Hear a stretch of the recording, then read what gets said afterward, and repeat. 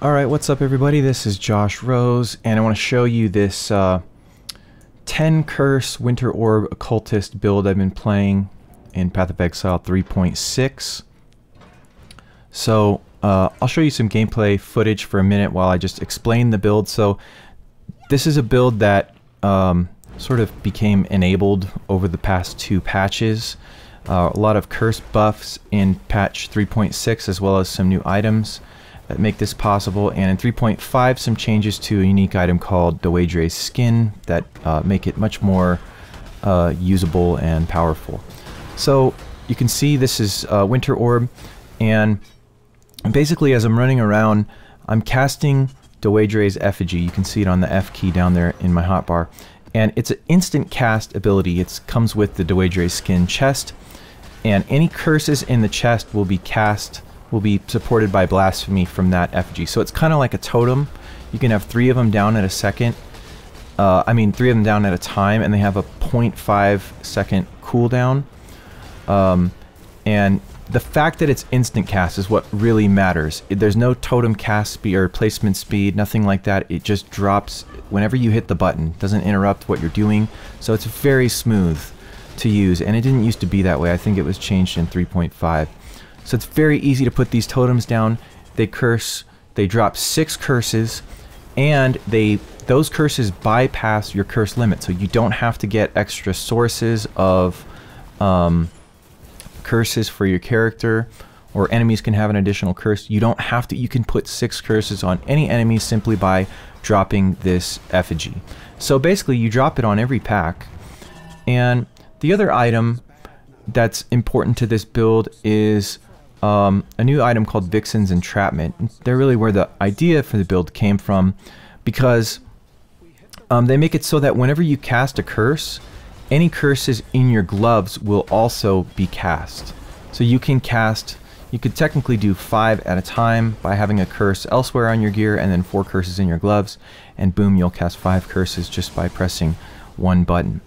In this case we end up opting for 4 curses with the 6 in the chest. That makes for 10 total, but you can see it's a smooth play style, and it sounds, you know, in previous leagues to be able to put down 10 curses would be in general more difficult and require more investment, but because of 2 recent patches that just make this easier, it's very smooth. So what we can do is we can drop 10 curses in about a quarter of a second, as we have we can cast about 4 curses per second on this character. So in about a quarter of a second you can get down 10 curses.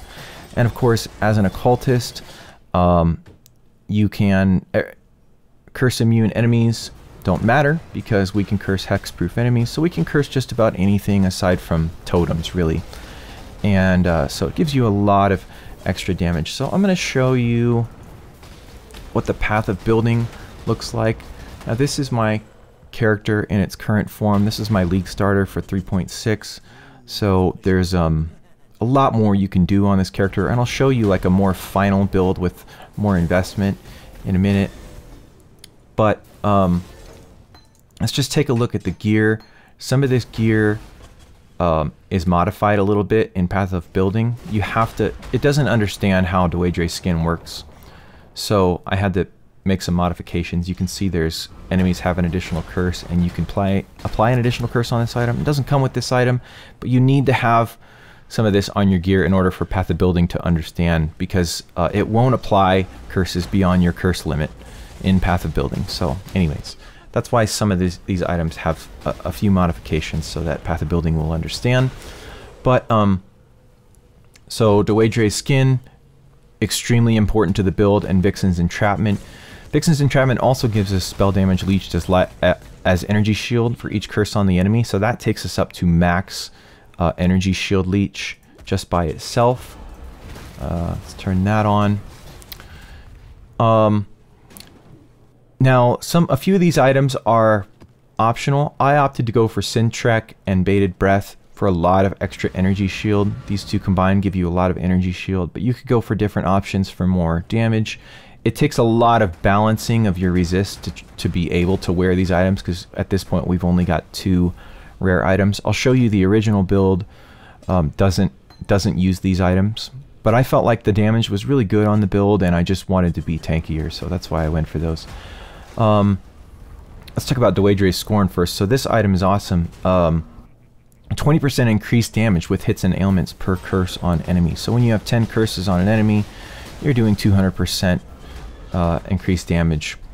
And that gives you, as you can see, about 33% more DPS. Just to look at the configuration, this is Shaper, 10 stages of Winter Orb. We'll talk more about some of that stuff in a minute. The rest of the items are fairly self-explanatory, other than discussing conversion. So let's talk about conversion for a minute. So when we, I'll turn this down a bit.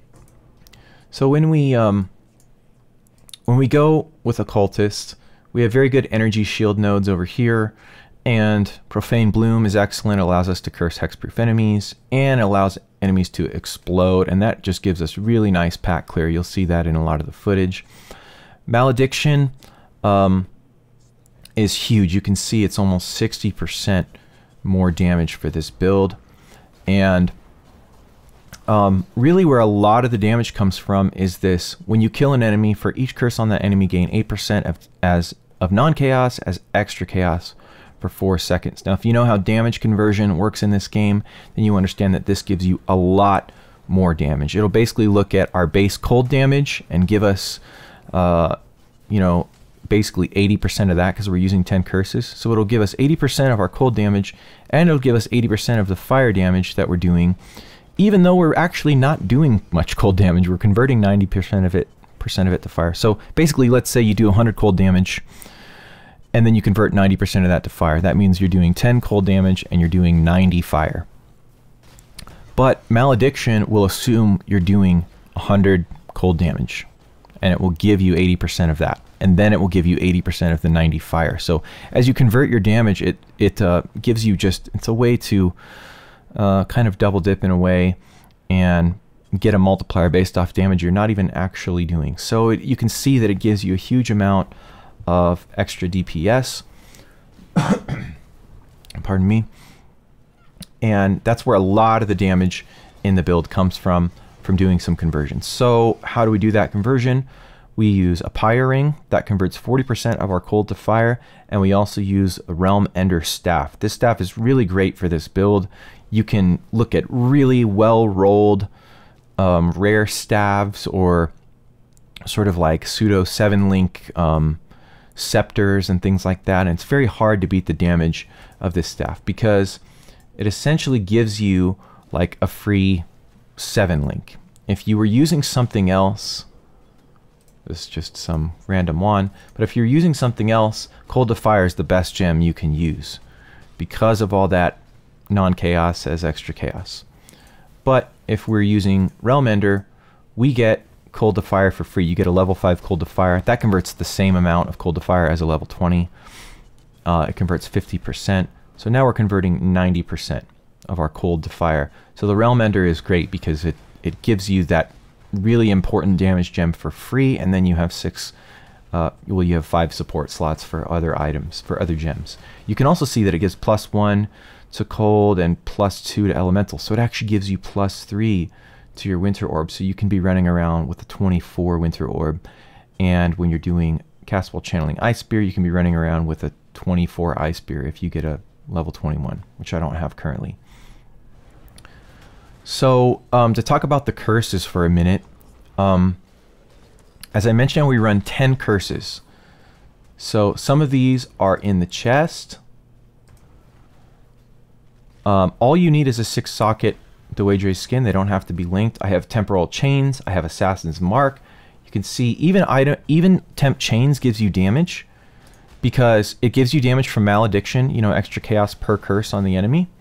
So it's helping you get extra chaos damage, and also it gives you extra damage because of Doedre's Scorn, which gives you 20% increased damage with hits and ailments per curse on the enemy. So every single curse, even if it's not a damage curse, is going to give you a good chunk of damage. So Temp Chains, Assassin's Mark allows us to have power charges, Enfeeble, everything is enfeebled all the time. Warlord's Mark gives us endurance charges and also gives us mana leech, which is important. Elemental Weakness is a nice damage boost. Despair is a huge damage boost for us. And projectile weakness, 20% damage from projectile weakness, poacher's mark, and flammability. So you can see, oh, and frostbite. So you can see just a ton of damage from all of these curses. And these curses are going to be available on bosses. They're going to be available on pretty much anything that you're fighting except for totems. And it's very easy to get these 10 curses down. It's no problem. We have a ton of curse duration as well. So the curses that are not supported by your effigy, those are going to last a long time. It's very easy to get all of these down.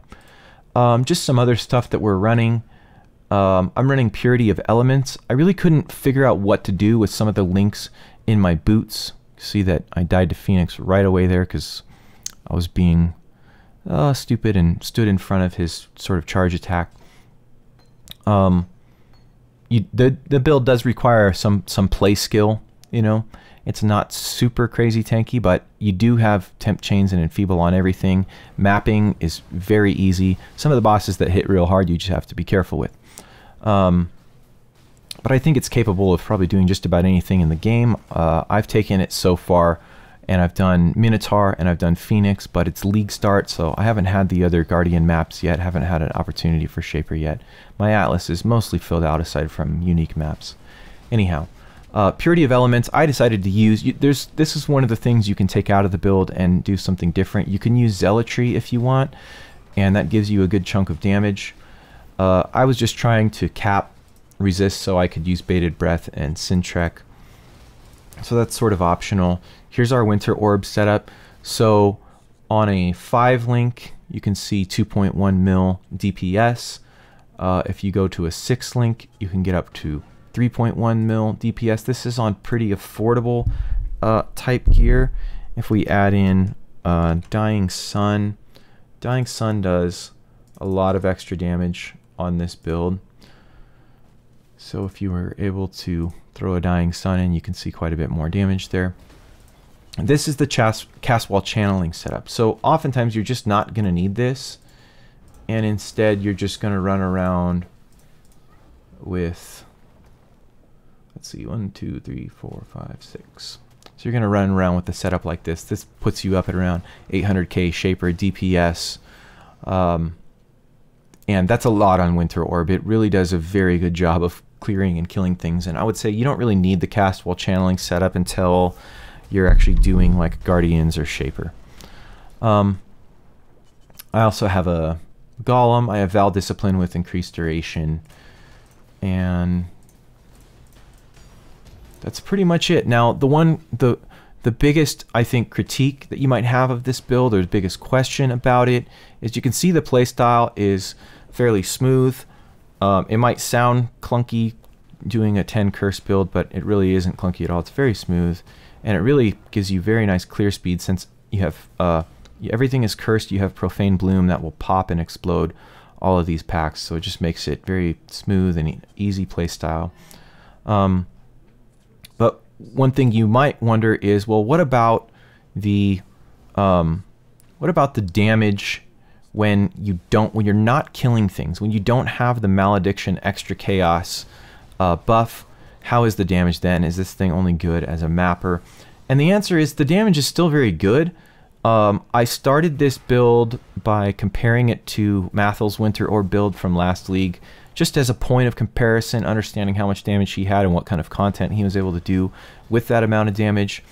And I was able to find that we could do, basically, this is a more completed version if you get, if you go for some more damage on the gear and just spend more money on some expensive jewels and that sort of thing, then you can get up, 8 million or so DPS. And if you switch to a more straight Winter Orb sort of setup, probably need infused channeling. 1, 2, 3, 4, 5, 6. So I mean that's 1.5 million DPS. That's with the buff from Malediction up. But I compared my damage by, I don't have it set up now, but I created a flask to give me you can apply an additional curse, 15% increase effective your curses, and enemies have malediction. And I took out the extra chaos because that's the thing you won't have up all the time. You're not going to have that up on Shaper very often, and on bosses that don't have any sort of mobs, you're not going to have that up all the time. You can use a Writhing Jar. I have a clip of that in here to show you how that works. But it still had more damage than the DPS that Mathful had on his Winter Orb that he played last league without having the Malediction buff. And it's just because the curses give you so much damage, and they've been buffed against bosses. And when that change was added to Path of Building, I saw like a 30% damage increase on this build because we're running so many curses, so many damage curses, that that buff allowing you to do more damage with curses against Shaper and Guardians and that sort of thing was a huge damage increase. So it still has very good damage, even when you don't have the Malediction buff. But when you have the Malediction buff, then the damage gets really, really nice. So that's the basics of the build. Here's what the Writhing Jar thing, you pop a Writhing Jar, and then you have the Malediction buff, and then you can you have all that extra chaos damage. So anyhow, that's the build right now. I'm only on a 5 link, and I haven't done Shaper or Guardians or that sort of thing yet, but this is what the damage looks like on a 6 link with decent but not great gear. And yeah, overall the build is really fun. It's really strong, and I think there's a lot more you can do with this idea. It doesn't have to be Winter Orb. So if this seems like something you might like, I think there are other ways to do this. I think you could potentially even make some attack builds out of this sort of thing. You get all of these nice curses, so you can have all kinds of charges and stuff. There's a lot I think you can do with this idea of doing a Doedre skin, Vixen's Entrapment, Occultist like this, and there's probably a lot of other build ideas out there. I think as long as you do some sort of damage conversion to take to get the effect of the Malediction extra non-chaos is extra chaos, then I think you can do really good damage with all kinds of different builds. So if you come up with something, let me know. Check out the forum guide for additional information, and thank you guys for watching. Okay, I need to show you the skill tree. I neglected to do that, so here's a look at the skill tree. Basically, it's a crit build, so we're taking crit where we can. Whispers of Doom for an extra curse. Energy Shield where we can get it. This actually is not a great point. Might not want to take that. Use that here maybe. We're mostly doing fire damage and chaos, so Frostwalker is very good. Some crit over here. Of course, we're Chaos Inoculation, and Essence Surge is nice. Hexmaster is really good because it makes the totem curse range a lot larger, so you can curse the whole screen very easily with like 2 totems. And that's really good in like delves and breaches and things like that too. Take some AoE because like blast radius, because there actually is a radius to the Winter Orb projectiles, so they can overlap and hit the same enemy. So you want some of that for sure. And if you're trying to do this on more of a budget, you can neglect to take some of these jewel sockets. And I have like this budget tree which doesn't take as many jewel sockets, but there are a lot of good nodes. So then you end up taking like Lucidity. There are a lot of good nodes on the tree for this build, so you can take less jewel sockets if you want and then spec into those later. This staff node is very, very good, this cluster. And yeah, nothing too out of the ordinary. I wouldn't suggest Light Eater. You can take it, but you're already going to have max Energy Shield Leech just from your Vixen's Entrapment gloves. So if you want the extra 20% ES Leech, you got to spend 3 points. It's just not worth it. You can also consider like Ghost Reaver. This can give you a lot of extra Energy Shield Leech. It pretty much doubles your Energy Shield Leech. But at the same time, that's because we're running Warlord's Mark, so we can leech off of Warlord's Mark and that will give us a lot of extra leech. So our life leech is now applying to energy shield, and our spell leech is applying to energy shield. So that's pretty cool. You might want to play around with that. I didn't use it because you have less recharge rate. Might be worth it though, to be honest, because it's a lot of extra leech. So anyways, that's something to play around with. And otherwise, I think most of the stuff is self-explanatory. Skill effect duration, this is just mandatory. You have to get this if you're playing Winter Orb. It doesn't feel good without it. So I highly recommend getting that. When you're leveling, don't think I have my leveling tree in here, but I would recommend pathing through the best life nodes that are near your pathing. So instead of going this way, go up here, go through some life. When you come down here, there's other life. There's like 10% nodes, and there's some good nodes there. And you might take these, you might take this melding cluster, that sort of thing. And stay away from the crit at first. Go for things like the... Why do I not have the channeling cluster over here? Should have it. Yeah, anyhow. Channeling cluster here should be in the build. I don't know why it's not. But it's very good if you're using a channeling skill while you're leveling. So I would suggest doing that. And I used Incinerate a lot, and that actually felt very good. You can then take Snowforged because it'll give you some extra cold and fire. So a channeling skill works well to level simply because of these damage nodes over here. You probably don't want these nodes. You don't want these nodes. Take Blast Radius. You don't really want these nodes. So you might want to spec into some different damage. You might want to come down here and get some of this stuff earlier on for spell damage. But I found it leveled pretty well. And what I would recommend is run Warlord's Mark on Blasphemy when you're around level 40. And take these Light Eater nodes for spell leech. So that way you can leech life and energy shield. And you'll be able to utilize life and energy shield both for your survivability. And that'd be a very good idea because then it's kind of easy to level hybrid. So there's different skills you can use, but a channeling skill works because this is some really good damage over here. So final thing I wanted to say is just to talk a little bit about budget. This is a very cheap build to get going. I had all my uniques in under an Exalt with pretty good rolls, aside from having a 6-link Realm Ender. But you can run around with a 4-link and it's going to clear just fine all the way up into like red maps. So very budget build. These are not any kind of like meta items other than really the Dying Sun. So it's pretty easy. It's very easy actually to get this build going. And then you just early on, you just grab resists and energy shield and some of your requirements for decks and stuff on this gear. So it's easy to get going, very affordable, less than an Exalt to really be up and running and mapping, probably up even into red maps with not too much trouble as long as you get your resist cap.